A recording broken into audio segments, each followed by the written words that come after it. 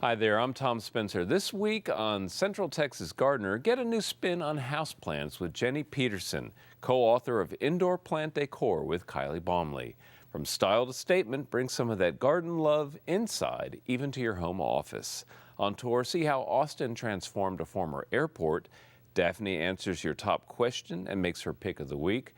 John Dromgoole has your backyard basic tips. So let's get growing right here, right now. Support for Central Texas Gardener comes from GeoGrowers, offering custom soil blends for lawns, gardens, xeriscaping, and organic landscaping supplies. More information at geogrowers.net.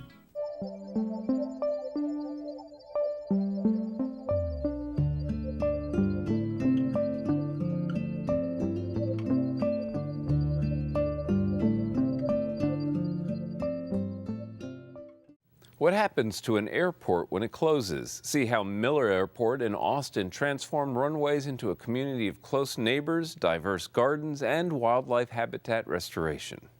Everybody's garden, reflects their own personality. Almost everybody in this neighborhood gardens on some level or other. Because we have smaller spaces here, it's a more doable yard. You're not secluded in your backyard anymore like you were when you had a big backyard. You sit on your front porch and you see your neighbors and you say hi and they do the same thing.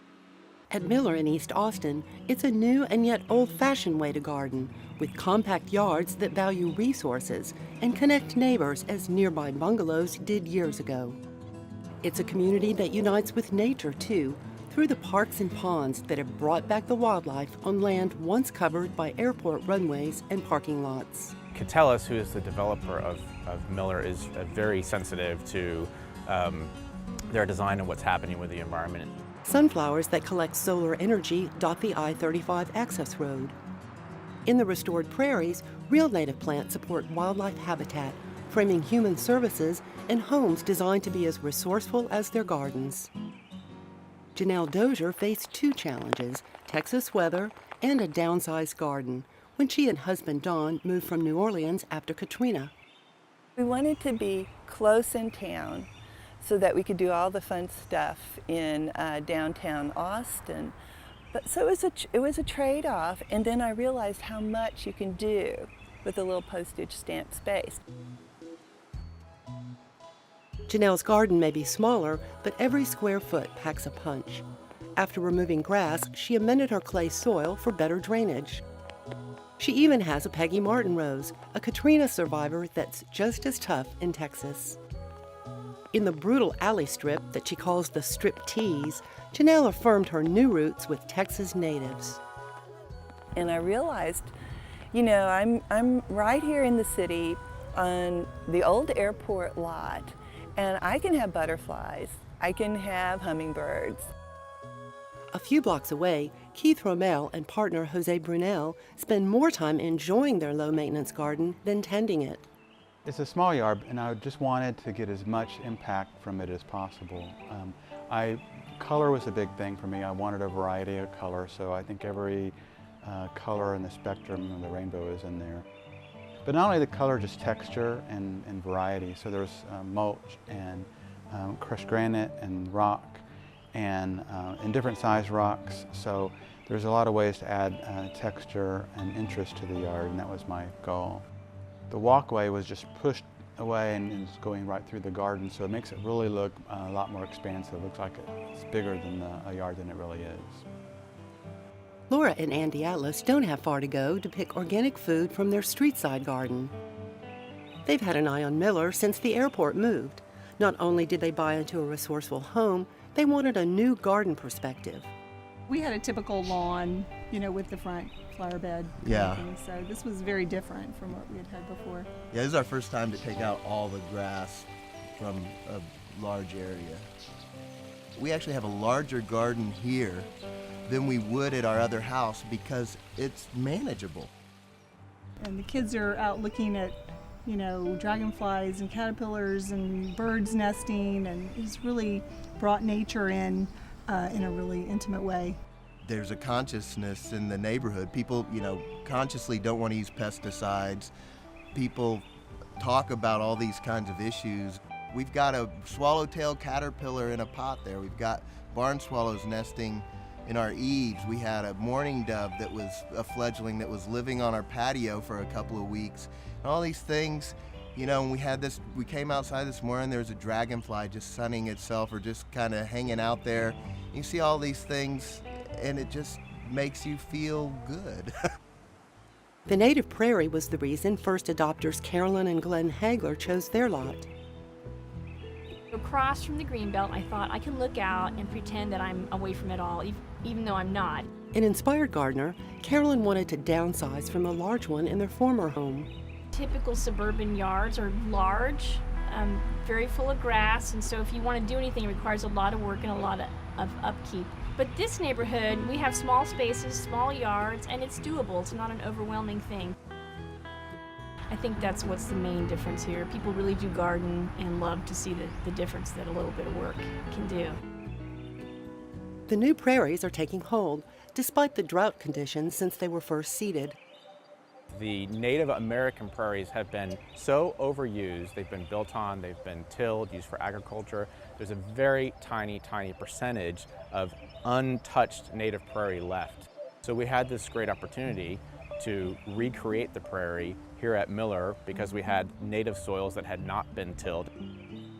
To achieve the restoration, Catellus collaborated with Dr. Mark Simmons from the Lady Bird Johnson Wildflower Center and RVI, Landscape Architectural Designers. It's an example of what you can do green and native here in a totally urban area on top of what used to be tarmac and runways. Miller neighbors and residents like Janelle formed the Friends of the Prairie to maintain them. When I do everything I can in my yard, I can always go out to the prairie and to the demonstration garden. I've got like a 30-acre garden out there to play with. The wildflowers that grow over there are really inspiring because you know, they come back every year, they just do whatever they do, and I'd like to have some elements in my own garden. There's all this stuff that is from right here that you can take the seeds back into your own yard and it will do great. To illustrate how native plants can fit into a home garden, RVI landscape architect Chris Lalich designed a more formal setting.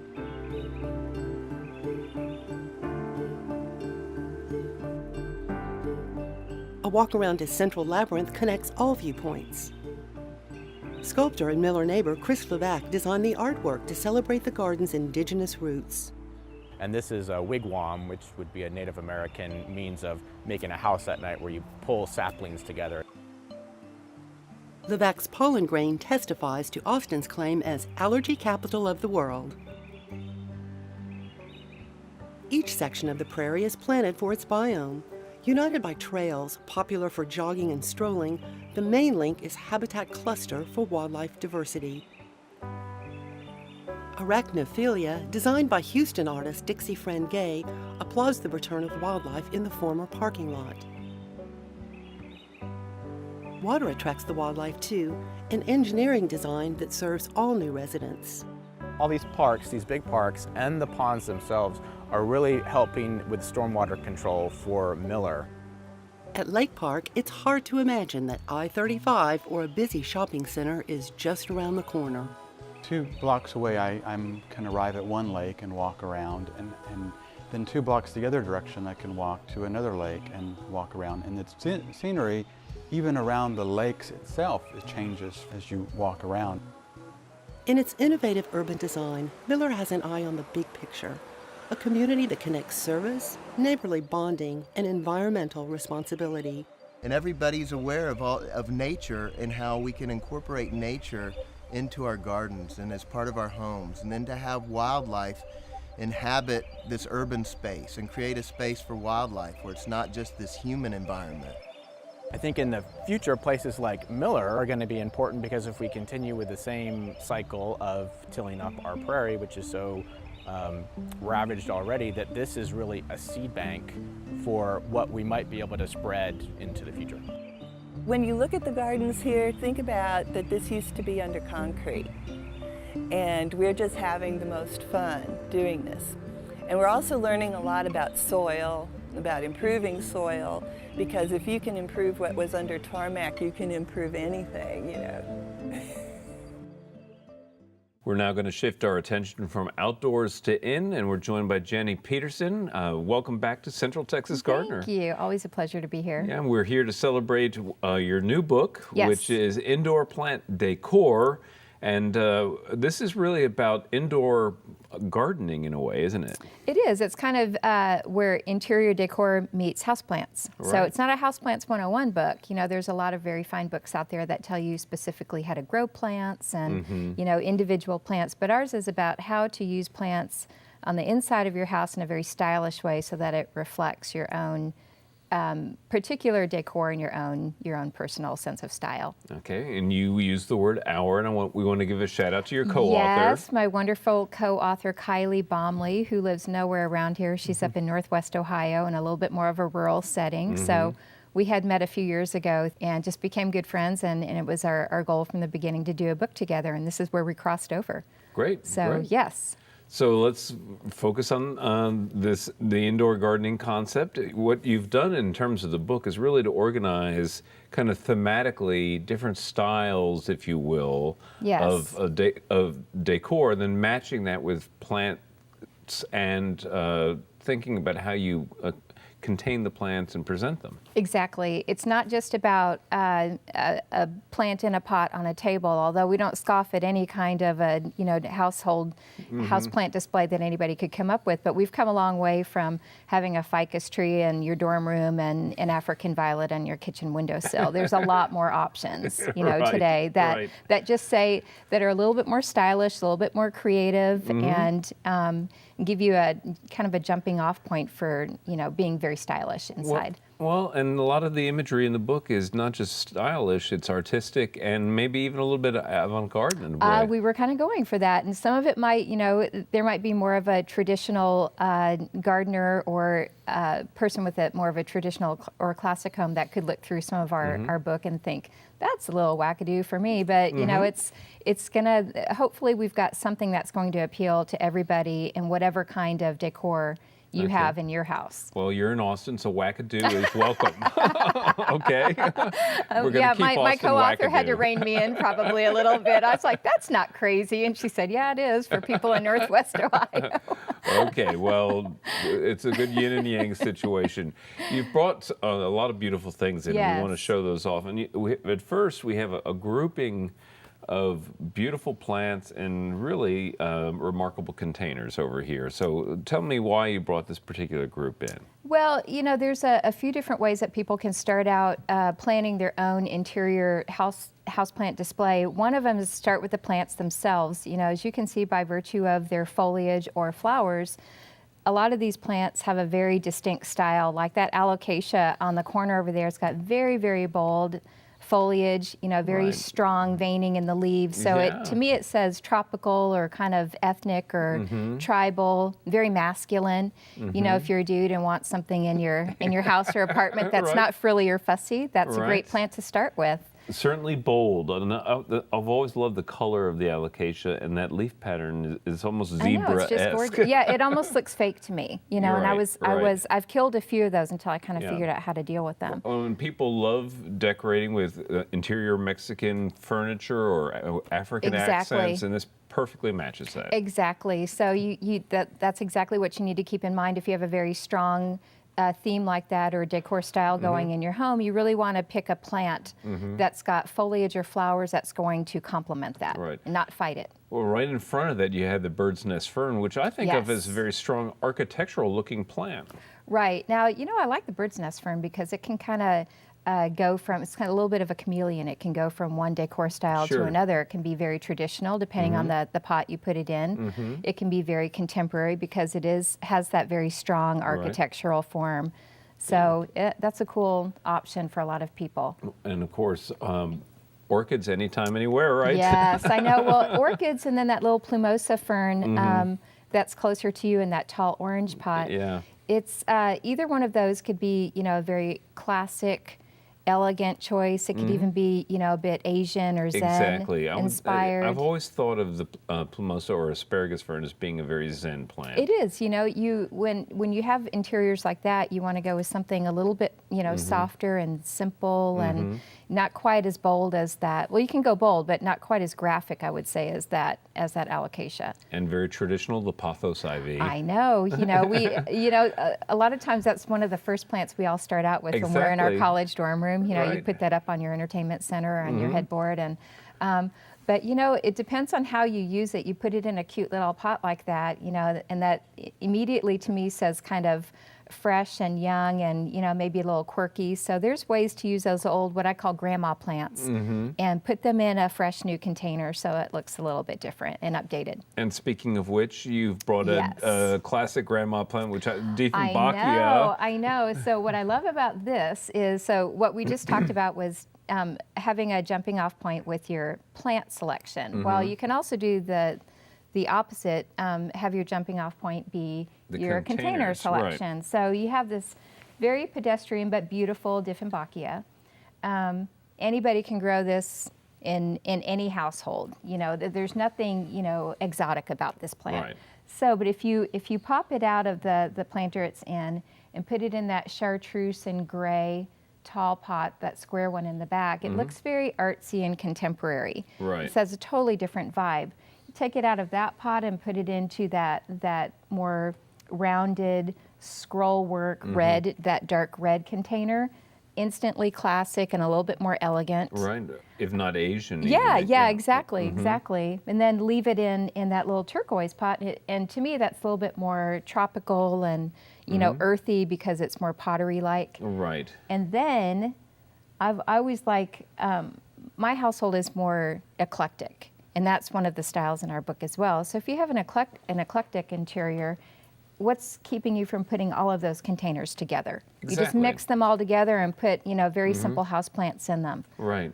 And, there's such an explosion in this beautiful glazed pottery now, too. You can have any color, any form. Exactly. Imprinted with beautiful patterns or just plain, then they look great together. Exactly. Now, one thing that's good to keep in mind when you're combining really different pieces of pottery like that is to keep the plants very simple. So you don't want to have your plants and your pottery all working against each other and competing for attention. Good point. So that's what I tend to do. Well, you brought along, I love these presentations. I'm looking at that hand. It looks like an old glove model thing or something. I don't know what prosthetic or who knows.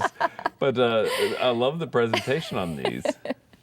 Well, you know what? You don't have to have a traditional container to put plants in. You don't need traditional plants with soil. So you've got, your tillandsias here with the beautiful bloom. And, there's lots of different ways to display these. Here's this pottery, kind of glazed hand. And you just lay that in there. Or these little, I love it. Kind of interesting planters here. You just pop that larger tillandsia in there.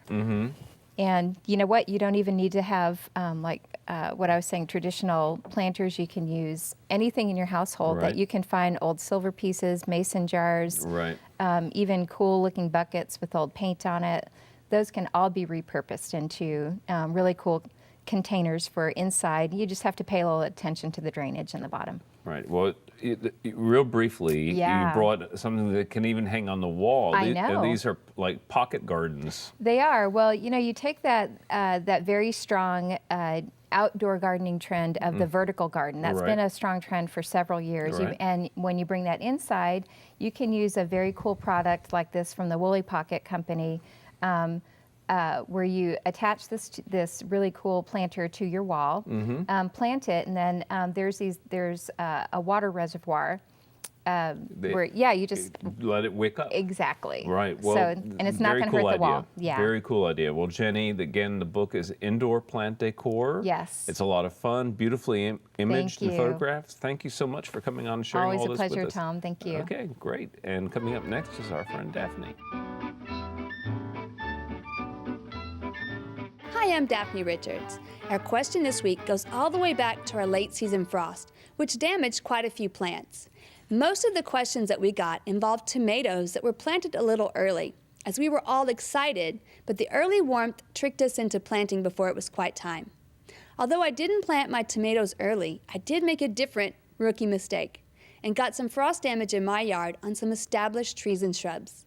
I got quite a few calls from people with similar damage, so I thought I'd use my own tree as an example.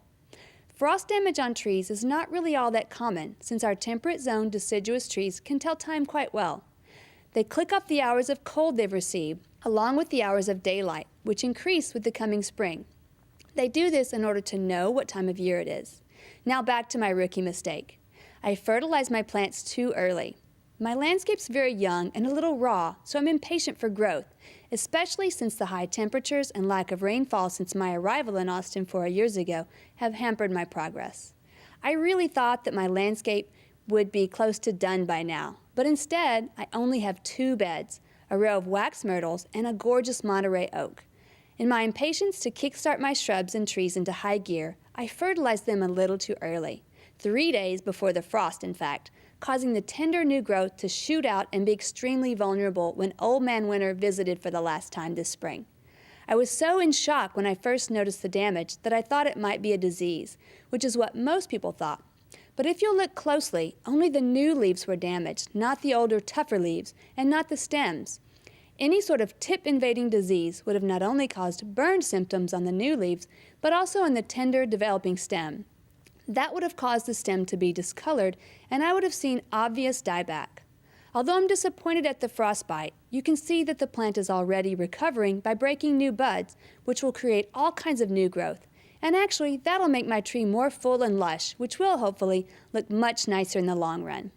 Our plant this week is globe amaranth, Gomphrena globosa, also known as bachelor's buttons.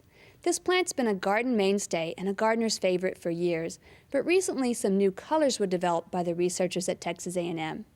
Before these plants were released, I was lucky enough to be given some to trial in my garden, and I can report that they are indeed fabulous. In fact, they were declared Texas Superstars in 2012, meaning that they've been extensively trialed and shown to be super tough in most Texas landscapes.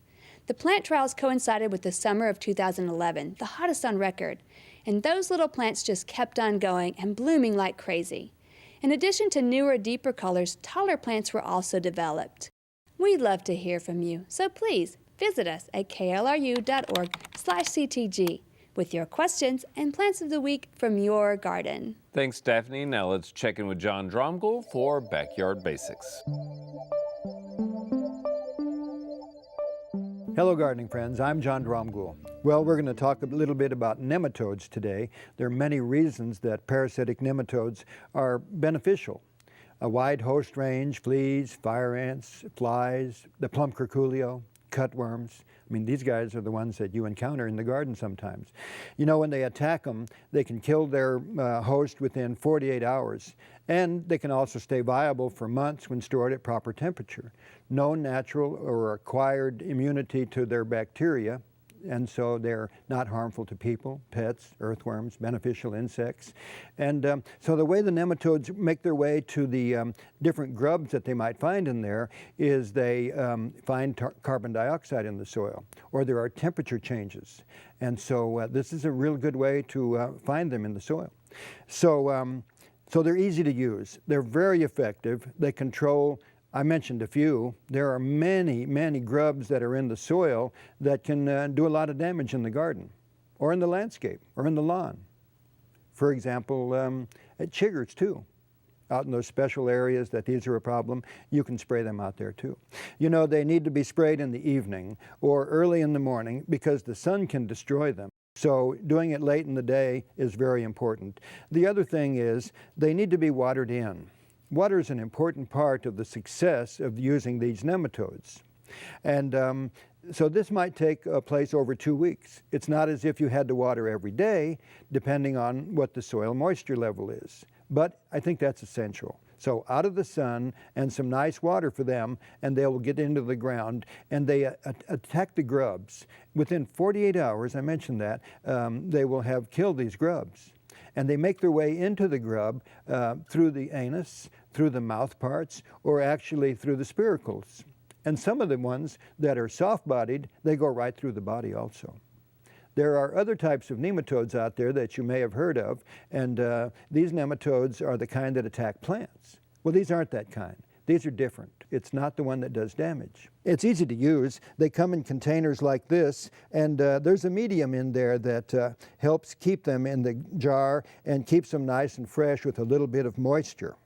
And so this is how they come to you.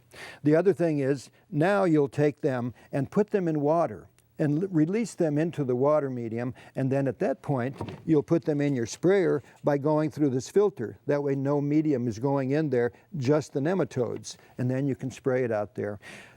I think that this is something to think about when you begin to have insect problems in the yard that are coming from the soil. There are many of them. And so this is a nice advancement. If you've never tried this, you'll find that this is an effective way to stop some of those problems, especially for those of you who grow fruit like peaches. The plum curculio does a lot of damage, and this is the way to do that without toxins. I mean, this is very different than putting insecticides into the soil. So I think you'll have very good success with problems in your garden when you use these beneficial nematodes. I'm John Dromgoole. I'll see you next time. Find out more at klru.org/CTG and check us out on Facebook. On June 1, cool off with a preview of the Austin Pond Society tour. Until then, I'll see you in the garden. To learn about today's program, watch online and follow CTG's blog. Check out klru.org/CTG.